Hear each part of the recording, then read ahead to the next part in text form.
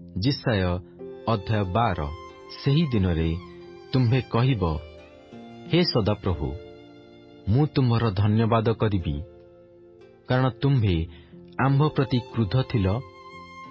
ତୁମ୍ଭର କ୍ରୋଧ ନିବୃତ୍ତ ହୋଇଅଛି ଓ ତୁମ୍ଭେ ଆମ୍ଭକୁ ସାନ୍ତ୍ୱନା କରୁଅଛ।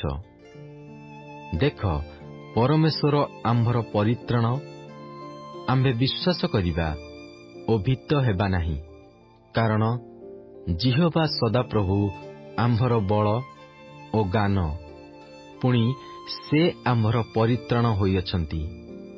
ଏହେତୁ ତୁମ୍ଭେମାନେ ଆନନ୍ଦରେ ପରିତ୍ରାଣର କୂପସମୂହରୁ ଜଳ କାଢ଼ିବ।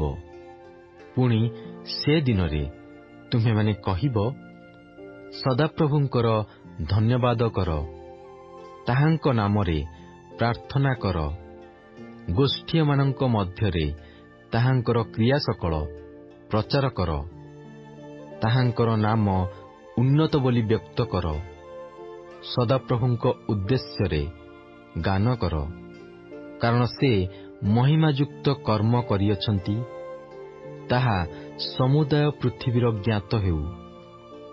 ହେ ସିଓନ ନିବାସୀ, ତୁମ୍ଭେ ଉଚ୍ଚୈଃସ୍ୱର କରି ଆନନ୍ଦ ଧ୍ୱନି କର, କାରଣ ଯେ ଇସ୍ରାଏଲର ଧର୍ମସ୍ୱରୂପ, ସେ ତୁମ୍ଭ ମଧ୍ୟରେ ମହାନ ଅଟନ୍ତି।